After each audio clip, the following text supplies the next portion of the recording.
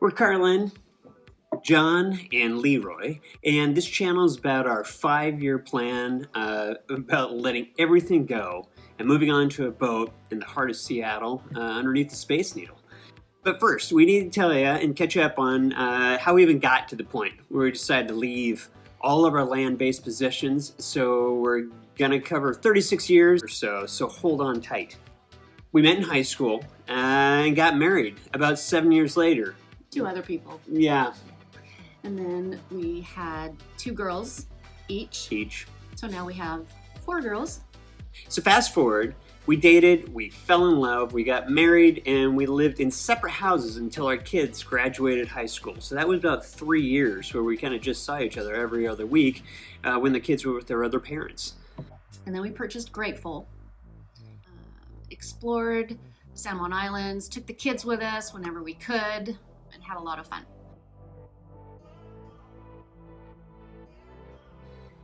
Now that gave us about 3 years of being together every other week, no kids when they were with their other parents. And I would always had a love of boating because I was born and raised pretty much on boats, but it was brand new for Carlin. How did that go? Fell in love with it. Which is awesome. That's one of the key pieces why it got us here as well. Yes.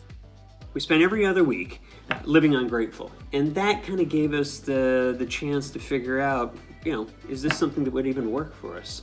And it did. It was pretty amazing. After 2.5 years with Grateful, that was when we decided to sell her, focus on the business, and be able to get the kids through college. And we started a rampant downsizing from place to place.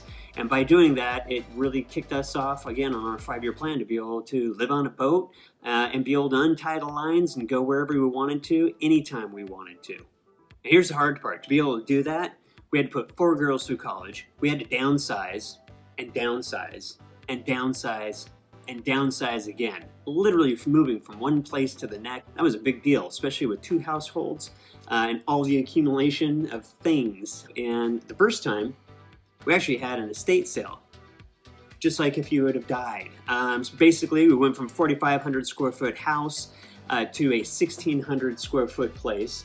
We took everything out of the house that we wanted to move into the 1,600 foot place and left everything else. Now after 2 downsizes, so we were looking in Seattle, and we were lucky enough to find a place that actually not only was on Lake Washington, but had a boat lift on it. So back on the lake. Exactly.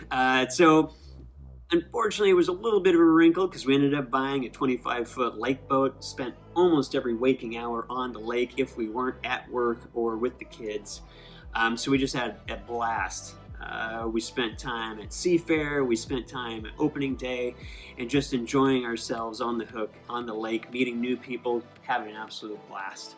So that gets us to our last place, a 1,000 square foot house. We were lucky. It's a friend of ours that it's one of his rentals, and we went month to month. This gave us the opportunity to start looking for the perfect boat for us, and when we found it, we could jump out of the place and be able to start living aboard ASAP. It hasn't been pleasant there. We've had a lot of issues along the way, and it's not the best neighborhood, but we're making the best of it. That's right. So the challenges were things like black mold, having a leaking roof, having a bar across the street that used to go about 2 o'clock in the morning and had karaoke every night for your enjoyment, unless you lived next door. And then there's the chickens. The chickens.